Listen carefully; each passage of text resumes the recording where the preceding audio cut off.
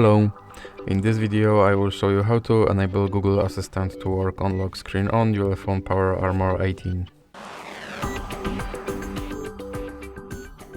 So you have to start with opening your Google app and now click on your avatar and then go to settings. Now click on Google Assistant and here click on Hey Google and voice match option. Now click here to enable Hey Google. Now click more and I agree, then click more and I agree.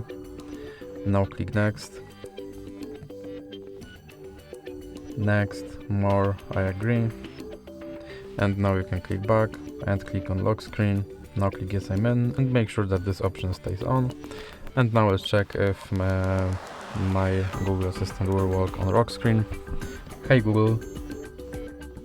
And as you can see, my Google Assistant works on lock screen. So that's it for this video. If you liked it, please remember to leave like and subscribe.